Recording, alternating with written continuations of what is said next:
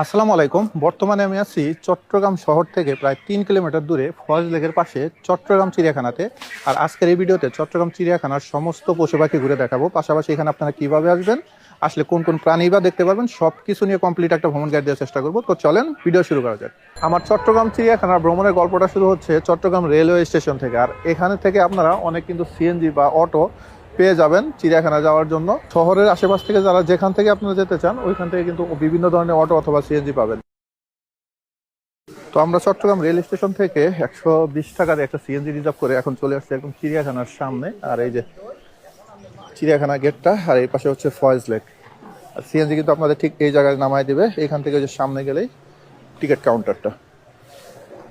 আমরা জানি যে চট্টগ্রাম চিড়িয়াখানার ফয়েজ লেক একসময় কিন্তু একসাথেই ছিল, তো এখন দুইটা আলাদা সেপারেট করে দেওয়া হয়েছে। দুইটা টিকিট দিন। হ্যাঁ, এটা হচ্ছে চিড়িয়াখানার টিকিট কাউন্টার। এখান থেকে আমরা টিকিট কেটে দিলাম। টিকিট মূল্য হচ্ছে জন প্রতি 70 টাকা করে। আর ইন্টারেস্টিং তথ্য হচ্ছে, চিড়িয়াখানা যখন উদ্বোধন করা হয় তখন এই টিকিট মূল্য ছিল 1 টাকা, পরবর্তীতে সেটাকে বাড়ি করা হয় 2 টাকা। বর্তমানে কালের বিবর্তনে এখন এটার টিকিট মূল্য হচ্ছে 70 টাকা।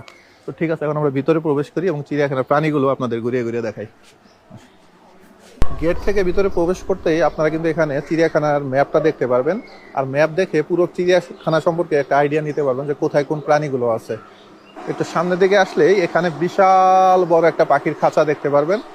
এটার ভিতরে কিন্তু অনেক ধরনের পাখি আছে। এই পাখিগুলো ওই উপর দিয়ে বসে আছে এক একটা।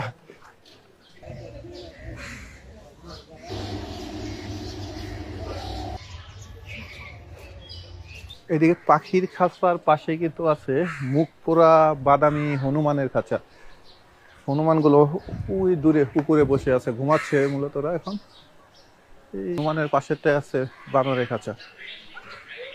আর এই খাঁচার ভিতরে কিন্তু অনেকগুলো বানর আছে। পাখির খাঁচার পাশেই কিন্তু আছে একটা সিংহের খাঁচা। একটা জিনিস বেশি বেশি ভালো লাগলো, সেটা হচ্ছে আমরা জাতীয় চিড়িয়াখানার যেও এই যে এরকম সিংহকে কিন্তু অ্যাক্টিভ অবস্থায় দেখতে পাই না। ওই প্রায় সময় যা দেখি যে ঘুমায় রয়েছে। তো এইখানে এসে এই জিনিসটা ভালো লাগছে, একটা সিংহ আর একটা সিংহী দুইটাই অ্যাক্টিভ অবস্থায় আছে, হাঁটাহাঁটি করতেছে, দেখতে ভালো লাগে। আমরা সিংহ দেখা শেষ করে এখন চলে আসছি বাঘ দেখার জন্য। আর একটা মজার জিনিস হচ্ছে, চট্টগ্রাম চিড়িয়াখানায় কিন্তু টোটাল 18টা বাঘ আছে। এর ভিতরে 5টা হচ্ছে সাদা বাঘ, আর বাকি বাঘগুলো ওই যে আমাদের রয়্যাল বেঙ্গল টাইগার। তো জাতীয় চিড়িয়াখানার থেকে এখানে বাঘ সংখ্যা কিন্তু অনেক বেশি। এইদিকে বাঘের খাঁচা, পাশাপাশি এই পাশেও কিন্তু বাঘের খাঁচা আছে। এবং একটা জিনিস সবচেয়ে বেশি ভালো লাগছে, যেটা হচ্ছে বাঘগুলো হাঁটাহাঁটি করার জন্য উপর দিয়ে রাস্তা তৈরি করে দেওয়া আছে।